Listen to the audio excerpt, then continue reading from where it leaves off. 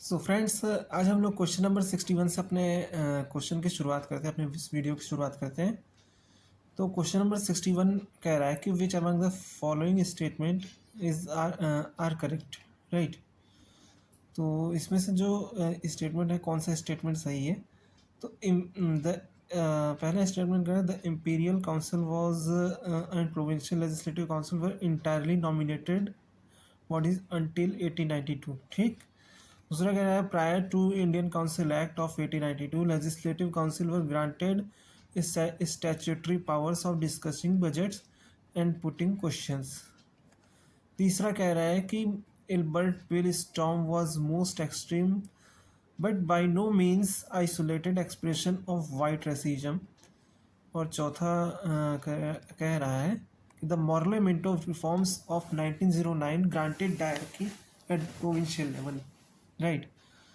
तो सबसे पहले तो एक चीज़ मैं बता देता हूँ कि जो imperial and provincial legislative council थी 1892 से पहले की, they are purely nominated. So in this way पहला स्टेटमेंट हमारा सही हो जाता है, ठीक। दूसरा कह रहा है prior to the Indian council act of 1892 legislative council और granted statutory powers of discussing budgets and putting questions. तो ये आंसर आपका गलत है, क्योंकि इससे पहले 1892 से पहले आपको बजट के ऊपर आपको बोलने तक का अधिकार नहीं था। ये मॉडरेट्स ने कई बार इस चीज़ का मुद्दा उठाया था, और तब जाके 1892 में इस चीज़ का बहस करने का अधिकार दिया था। बजट पे वोट करने का अधिकार अभी भी नहीं मिला था, ठीक है। 1892 में बस अधिकार मिला था बहस करने का बजट पे। तो दूसरा स्टेटमेंट ऐसे भी गलत हो जाता है। तीसरा है Ilbert bill storm was most extreme but by no means isolated expression of white racism.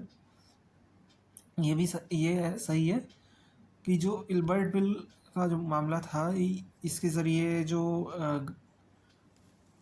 Collector होते थे, इंडियन कलेक्टर, उनको जुरिस्डिक्शन दिया गया था कि वो वाइट मैन जो होते थे, जो वाइट क्रिमिनल होते थे, उनके ऊपर भी इंडियन कलेक्टर जो है वो कार्रवाई कर सकते थे। इस चीज़ को लेकर काफ़ी ज़्यादा मुद्दा उठा था, काफ़ी ज़्यादा बहस और बयानबाजी हुई थी, और काफ़ी ज़्यादा कंट्रोवर्सी खड़ी हो गई थी। गोरे लोगों को ये चीज़ बिल्कुल पसंद नहीं आई और कहा था कि इस इल्बर्ट बिल को वापस लो, नहीं तो कुछ। तो कहीं ना कहीं रेसिज्म का जो ब्रिटिश सोसाइटी में एक माइंडसेट बना है कि white are to be superior and Indians are to be downgraded, तो ये चीज़ हमें यहाँ पे इल्बर्ट बिल इसमें देखने को मिलता है। तो इसलिए ये स्टेटमेंट भी हमारा सही हो जाता है, ठीक। और चौथा स्टेटमेंट कह रहा है कि Morley Minto reform of 1909 granted dyarchy at the provincial level. ये गलत है। ये क्यों गलत है? ये इसलिए गलत है कि dyarchy at the provincial level ये आपका 1909 का खासियत नहीं है, ये आपका 1919 का खासियत है, जो कि मॉर्लेमेंटो ने इसे लाया था मॉन्टेस्क्यू क्लेम्स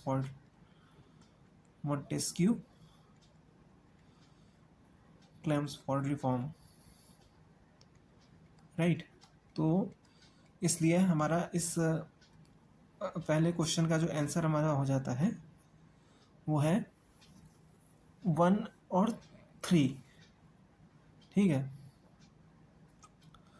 तो 1 और 3 हमारा कौन सा ऑप्शन है इसमें, पहले देख लेते हैं उसको। हाँ, तो 1 और 3 हमारा डी ऑप्शन है, तो डी ऑप्शन इस तरह से हमारा आंसर बन जाता है, ओके। तो दूसरा क्वेश्चन ये कह रहा है कि Nehru's reluctance to reorganise state on the linguistic basis had support of which of the following. Mahatma Gandhi, Vallabh Bhai Patel, EMS नंबूदारीपद और C राजगोपालचारी। तो जो भाषाई आधार पर जो राज्यों का गठन किया गया था, उसके खिलाफ नेहरू जी काफ़ी ज़्यादा, मतलब इतने ज़्यादा उत्साहित नहीं थे, और मतलब वो करना ही नहीं चाह रहे थे भाषाई आधार पर राज्यों का गठन। तो इस चीज़ में उनका साथ जो सबसे ज़्यादा दिए थे वो सरदार वल्लभ भाई पटेल थे, और सी राजगोपालचारी थे, जो कि उस वक्त के भारत के गवर्नर जनरल थे। ठीक है, पहले स्वतंत्र भारत के गवर्नर जनरल थे। और वल्लभ भाई पटेल जो कि उस समय गृह मंत्री थे। तो वल्लभ भाई पटेल का तो आपको पता होगा कि ये भारत को एकीकरण करने में, इन्हें भारत का लौह पुरुष कहा जाता है। इन्होंने 565 देसी रियासतों का भारत में विलय कराया था, है ना।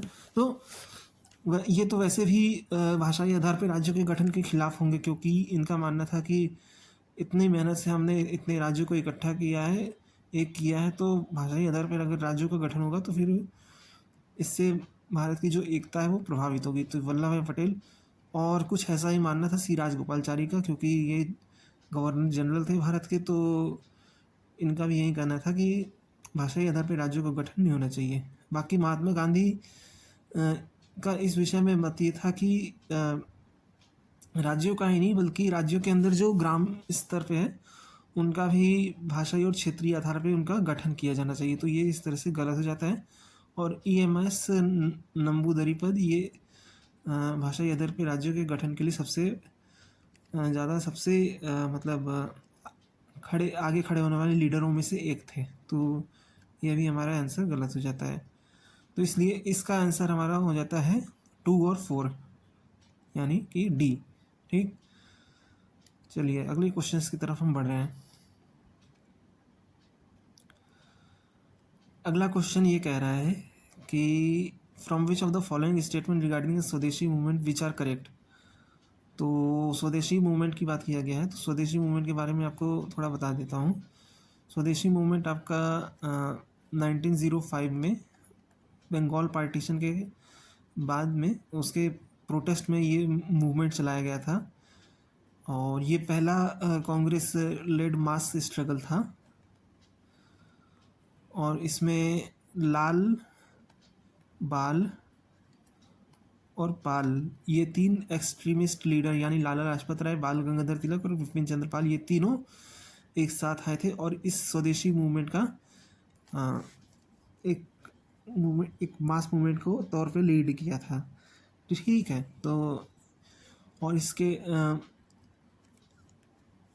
इसके कुछ ये सारे परिणाम थे हमें देखने को मिलते हैं। इसमें स्वदेशी मूवमेंट के दरमियान हमें बॉयकॉट ऑफ फॉरेन गुड्स का भी हमें चलन देखने को मिलता है ना, और सेल्फ रिलायंस का भी देखने को मिलता है। तो अब इस क्वेश्चन में क्या दिया गया है स्वदेशी मूवमेंट के रिगार्डिंग, तो उस क्वेश्चन अभी इस स्वदेशी मूवमेंट के रिगार्डिंग इस क्वेश्चन को हम देखते हैं। ठीक है, तो द फॉर्मल प्रोक्लेमेशन ऑफ स्वदेशी मूवमेंट वाज मेड ऑन 7 अगस्त 1904। नहीं, 1904 नहीं होगा, ये गलत है, क्योंकि ये 7 अगस्त 1905 होगा। ठीक है, 1905 ये आंसर ये ऐसे ही गलत हो जाता है। During this movement a creative use of traditional popular festival such as Ganapati and Shivaji festival and traditional folk theatres forms such as jatras were extensively made. ठीक है, सही है। Indian National Congress decline to accept swadeshi call at its session at Banaras in 1905।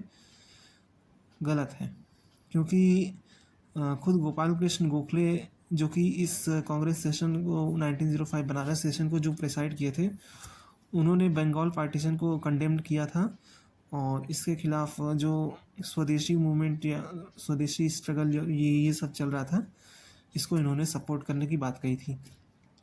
The technique of boycott include boycott of foreign goods, government schools, courts and titles and the government services. बिल्कुल सही है, यही technique था कि जो भी मौजूदा वकील हैं या फिर सरकारी पद पे बैठे हुए कर्मचारी हैं या फिर सरकारी स्कूल में पढ़ने वाले बच्चे हैं या फिर और भी सरकारी इंस्टीट्यूशन में काम करने वाले लोग हैं, तो उन्हें उस जगह से अपना इस्तीफ़ा दे दें और उसके अल्टरनेट मतलब उनके लिए बंदोबस्त किया जाएगा। तो इस तरह से हमारा जो आंसर निकल के आता है 2 और 4। ठीक है, तो इसका आंसर हमारा हो जाता है A, 2 और 4। अगले क्वेश्चन की तरफ हम बढ़ते हैं। तो अगला क्वेश्चन हमारा ये कहता है कि which of the following regarding the bias and objectivity are correct. Bias and objectivity, तो bias and objectivity are basically the forms in history writing, right? तो objective interpretation in history writing and are those which best meet rational criteria of accuracy, comprehensiveness, consistency, and openness. If historical explanation occur accidentally by mistake through an oversight, one cannot call them biased but just wrong. Mistakes in biased history are motivated, not accidental. Biased descriptions are often unjust, presenting a one-sided impression of their subject. तो ये चारों ही statement सही है ना, इसमें से कोई भी स्टेटमेंट गलत नहीं है। तो इसका आंसर हमारा हो जाता है 1 2 3 4 बी। तो ऑब्जेक्टिविटी क्या होती है कि ऑब्जेक्टिविटी एक हिस्ट्री राइटिंग का एक objectivity is history writing refers to interpretations that adhere to rational criteria such as accuracy, comprehensiveness, consistency and openness. तो ये ऑब्जेक्टिविटी के जो डेफिनेशन है ये बिल्कुल सही है। और दूसरी चीज़ ये भी है कि जो हिस्टोरिकल एक्सप्लेनेशन में कभी कभी मिस्टेक्स हो जाती है, ठीक है, तो उसे हम मिस्टेक कहते हैं, बायस नहीं। लेकिन कभी कभी ये भी होता है कि जो हिस्ट्री राइटिंग में जो बायस जो मिस्टेक्स होती है वो इंटेंशनली कर दी जाती है, ठीक है। मतलब लोगों को ऐसा दिखाया जाता है कि जो मिस्टेक है वो अनइंटेंशनली नहीं बल्कि इंटेंशनली की गई है। तो वहाँ पे जो है हमें देखने को मिलता है बायसनेस। बायसनेस क्या करता है कि बायसनेस जो होता है वो किसी भी इवेंट को लेकर एक वन साइडेड पिक्चर रिप्रेजेंट करता है, ठीक है। और जब वन साइडेड किसी भी इवेंट को लेकर वो एक पक्षीय बात करता है तो उसका ट्रू इवैल्यूएशन करना सही मायने में इम्पॉसिबल हो जाता है। तो इसलिए इस क्वेश्चन का जो आंसर हमारा होता है बी 1 2 3 एंड 4, ठीक है। चलिए अगले क्वेश्चन की तरफ हम बढ़ते हैं। अगला क्वेश्चन हमारा कह रहा है कि from among the following statement regarding early orientalism of the British scholars in India which are correct.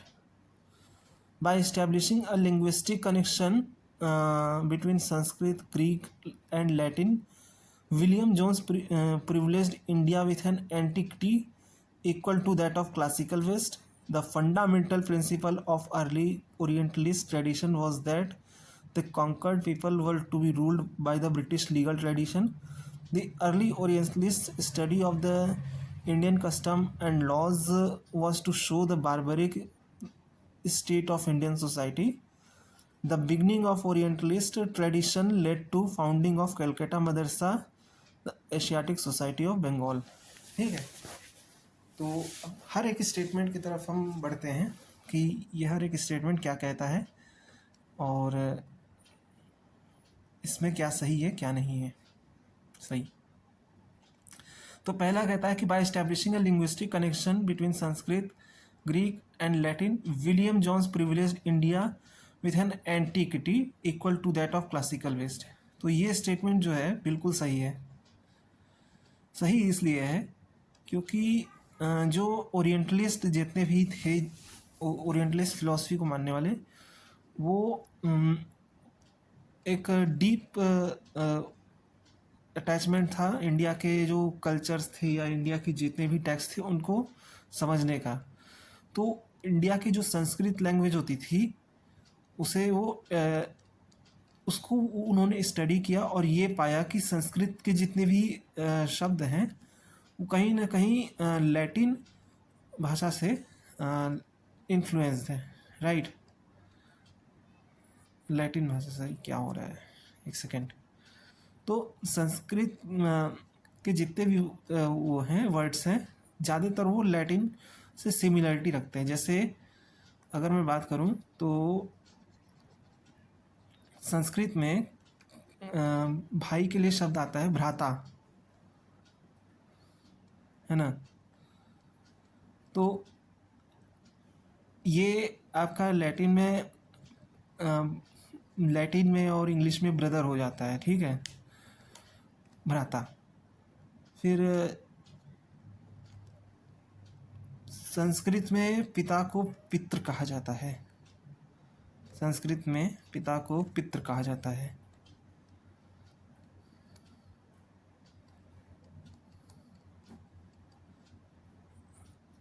और लैटिन में फादर के लिए आता है वर्ड पीटर, है ना। उसी तरह से कई सारे ऐसे वर्ड्स हमें देखने को मिलते हैं जो कि संस्कृत में हमें सिमिलर टू संस्कृत देखने को मिलते हैं। तो इस वजह से ओरिएंटलिस्ट का मानना था कि जो हमारा जो संस्कृत लैंग्वेज है वो कहीं ना कहीं ग्रीक और लैटिन से मिलता जुलता है। और विलियम जोन्स ने इसीलिए कहा है कि इंडिया की जो सिविलाइजेशन है वो क्लासिकल वेस्ट की तर्ज पे ही एंड पुराने समय से चली आ रही है ना। उसी तरह से फिर उसके बाद इसका मतलब ये है कि कुछ स्टेटमेंट नंबर 1 सही है, ठीक। Fundamental principle of early orientalist tradition was the conquered people were to be ruled by the British legal tradition. ये गलत है, ओरिएंटलिस्ट की ये बिल्कुल फिलॉसफी नहीं थी। उनका ये मानना था कि जो इंडिया का जो सिस्टम है गवर्नेंस का, ये यहीं के लोगों के द्वारा रूल किया जाना चाहिए, ना कि ब्रिटिश लीगल ट्रेडिशन द्वारा। तो ये स्टेटमेंट गलत है। The earliest orientalist study of Indian customs and law was to show the barbaric state of Indian society. In fact ये स्टेटमेंट भी गलत है, क्योंकि इनका मकसद ही था कि इंडियन कल्चर को इंडियन कल्चर को और इंडियन हिस्ट्री को स्टडी करना और उसको समझना और लोगों के सामने ये लाना कि जो वो बारबरिक स्टेट को समझ रहे थे, इंडिया के बारबरिक स्टेट बारबरिक सिविलाइजेशन को, ऐसा बात नहीं है, वो उनसे भी पुराना और उनसे भी ज़्यादा सिविलाइज्ड है, ठीक है। The beginning of orientalist tradition led to the founding of Calcutta Madrasa the Asiatic Society of Bengal. ये स्टेटमेंट सही है। कैलकाटा मदरसा और एशियाटिक सोसाइटी ऑफ बंगाल की मदद से जो कलकत्ता में जो सिविल सर्वेंट्स ट्रेन होते थे उनको अब नई चीज़ें इंडियन कल्चर के बारे में पता चलने लगी और वो अब ज़्यादा अच्छे तरीके से गवर्न कर सकते थे। ये एक तरह से सिविल सर्वेंट की ट्रेनिंग का एक हिस्सा था। तो ये चीज़ें, तो इस तरह से इस क्वेश्चन का आंसर हमारा निकल के आता है 1 और 4, राइट। तो इसका मतलब ये है कि इस 1 और 4 ये ऑप्शन नंबर 2 में है, ठीक है। तो इस हिसाब से इसका आंसर बी हो जाएगा। अब मैच दी फॉलोइंग है, ठीक है। मैच दी फॉलोइंग ये कहता है कि एक तरफ आर्कियोलॉजिकल साइट है और दूसरी तरफ रीजन है ना। तो अब पहला है जॉर्वे और दूसरा है कायथ। कायथ तो देखिए आपका मध्य प्रदेश में पड़ता है ना। और जॉर्वे आपका महाराष्ट्र में पड़ता है। ओजियाना आपका राजस्थान में है और रोजड़ी आपका गुजरात में है। जॉर्वे जो है वो एक नियोलिथिक और चैल्कोलिथिक साइट है, जस्ट लाइक कायथ, है ना। और ओजियाना आपका एक राजस्थान में एक है, ये भी एक चैल्कोलिथिक साइट है, लेकिन ये एक माइनर साइट है ओजियाना।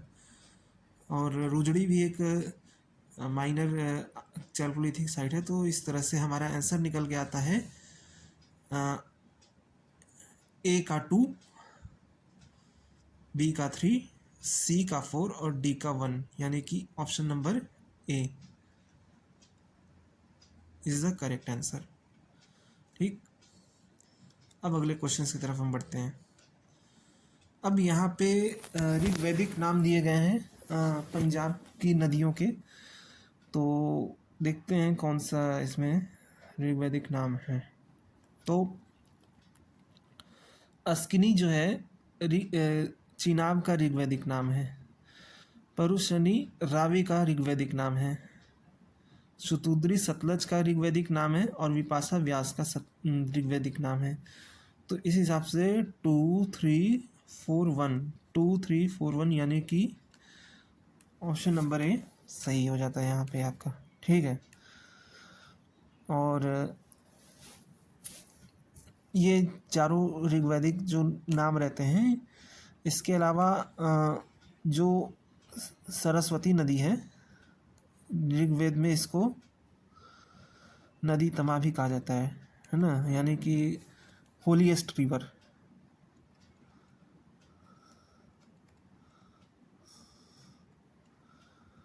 तो ये भी चीज़ एक एक्स्ट्रा फैक्ट है जो इस क्वेश्चन में मैंने आपको बता दिया है। अब अगले क्वेश्चंस की तरफ हम बढ़ रहे हैं। अगला क्वेश्चन है महाजनपद का और उनकी कैपिटल से रिलेटेड है। तो पहला है असाका। तो असाका यानी असमक की कैपिटल जो है वह पोटन है, चेदी की आपकी शुक्तिमती है, दक्षिण पांचाल की काम्पिल है और सूरसेन की मथुरा है। ठीक है, तो इस हिसाब से इसका आंसर हो जाता है 3 4 1 2। 3 4 1 2 यानी सी इज़ द आंसर। असाका की जो पोटना, ये जो है पोटना आपका पड़ता है आपका तेलंगाना में। ठीक है, ये आपका तेलंगाना डिस्ट्रिक्ट में पड़ता है, तेलंगाना के एक डिस्ट्रिक्ट में पड़ता है। ये डिस्ट्रिक्ट का नाम है निजामाबाद। ठीक है, और इसका मॉडर्न नेम है इसका मॉडर्न डे नेम है बोधन। बोधन इसका नाम है, मॉडर्न डे नेम इसका बोधन है ना, पोतना या बोधन कह लीजिए, तेलंगाना में पड़ता है। फिर उसके बाद चेदी सुक्तिमती, ये आपका छत्तीसगढ़ में पड़ता है। ठीक है, चेदी का सुक्तिमती जो है वो छत्तीसगढ़ में पड़ता है। फिर उसके बाद दक्षिण पांचाल, ये काम्पिल है। काम्पिल बेसिकली आपका फर्रुखाबाद में आपका पड़ता है, फर्रुखाबाद यूपी में है, फर्रुखाबाद। ठीक है, और सूरसेन मथुरा ये भी आपका यूपी में ही है। तो इस हिसाब से इसका जो आंसर हमारा निकल के आता है सी इज़ द आंसर। फिर इसके बाद 69 क्वेश्चन है, ये भी मैच दी फॉलोइंग है और इसमें कह रहा है अमीर कोही। तो अमीर कोही एग्रीकल्चरल डिपार्टमेंट का ऑफिसर होता है। अमीर याखुद कैवलरी डिपार्टमेंट का ऑफिसर रहता है। बारिद आपका इंटेलिजेंस ऑफिसर है और दाबिर आपका सेक्रेटरी है। तो इस हिसाब से 3 4 1 और 2 इसका आंसर हमारा निकल के आता है। 3 4 1 और 2 यानी D is the right answer. ठीक, अब अमीर कोही का जो डिपार्टमेंट है एग्रीकल्चर डिपार्टमेंट, ये एमबीटी के टाइम पे यानी मोहम्मद बिन तुगलक इस डिपार्टमेंट को इस्टेब्लिश करता है। अमीर याखुर जो है ये आपका मामलू जब इलबारी डायनेस्टी रूल करती है तो उस तभी से ये चीज़ चली आ रही है। बारिद जो है इसका सबसे ज़्यादा यूज़ बलबन पहले करता है और फिर बाद में अलाउद्दीन खिलजी करता है। और दाबिर जो है ये आपका सेक्रेटरी होता है, सेक्रेटरी टू द किंग। ठीक, अगले क्वेश्चंस की तरफ देखते हैं। तो अगला क्वेश्चन हमारा ये है पेंटिंग टेक्निक है। ठीक है, पेंटिंग टेक्निक और उससे रिलेटेड उसका मतलब क्या है। तो खत का जो मतलब होता है वो मार्जिन होता है। मार्जिन मतलब ये चीज़,